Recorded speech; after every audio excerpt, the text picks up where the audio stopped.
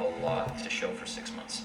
So I hope that throughout this retreat, we tend to make sure that our feet are on the ground and we realize that we're going to be judged like every other startup from here on out, and that is by what our product is and how timely we bring it to market. And getting a consensus on a common vision.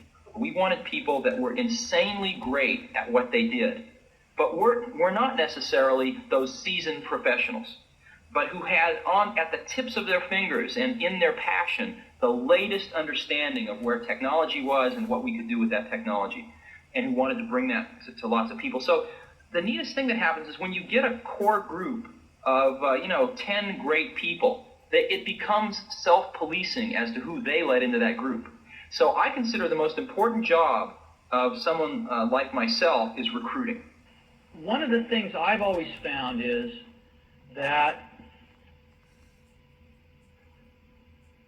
you've got to start with the customer experience and work backwards to the technology.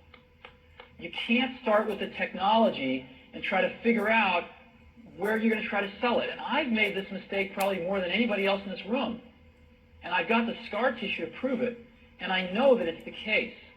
And as we have tried to come up with a strategy and a vision for Apple, it started with what incredible benefits can we give to the customer? Where can we take the customer? Not starting with, let's sit down with the engineers and figure out what awesome technology we have, and then how are we going to market that. And I think that's the right path to take. You've got to find what you love, and that is as true for work as it is for your lovers. Your work is going to fill a large part of your life, and the only way to be truly satisfied is to do what you believe is great work. And the only way to do great work is to love what you do. If you haven't found it yet, keep looking and don't settle. As with all matters of the heart, you'll know when you find it. And like any great relationship, it just gets better and better as the years roll on. So keep looking, don't settle. Did you ever want to give up? Did you ever think of giving up? There were moments where it was pretty tough. There have been moments, but no, I don't think so. I don't think so. The first year or two was the hardest. And there was no personal computer in 1975. It's very hard to believe. Well, that's why we made one. Yeah. We made one because we wanted one, and there wasn't one, so we had to make one. Did you know that when you made the personal computer, though, that this would become a major industry? I mean, did you know like this? No. It took about a year before we started to sense it. I had a partner named Steve Wozniak, who's a brilliant guy, and he did most of the engineering on the original Apple I and the Apple II.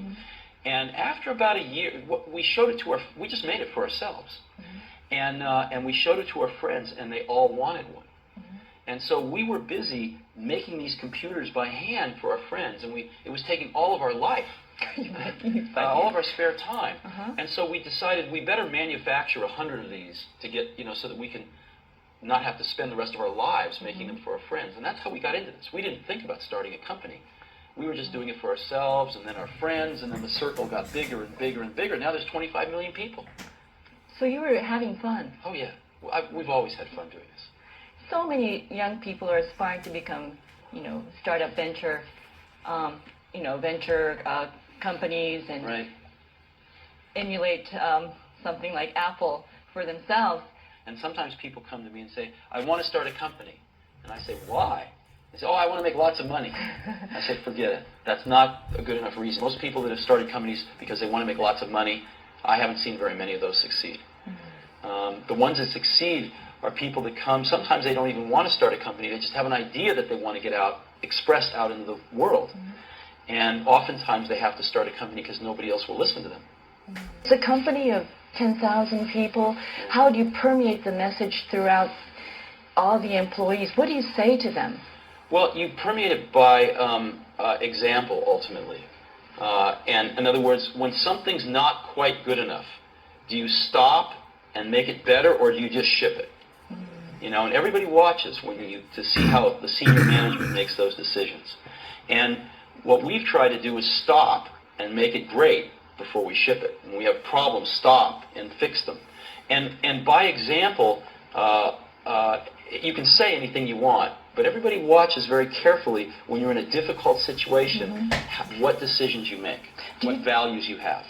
They would like to know how you do it, and you know, it's probably it's probably not easy to do. Yeah, you know, we try to hire really smart people, but we have a very simple organization, and we try to focus and do very few things well. And focusing's hard because focusing doesn't mean saying yes; it means saying no. So we decide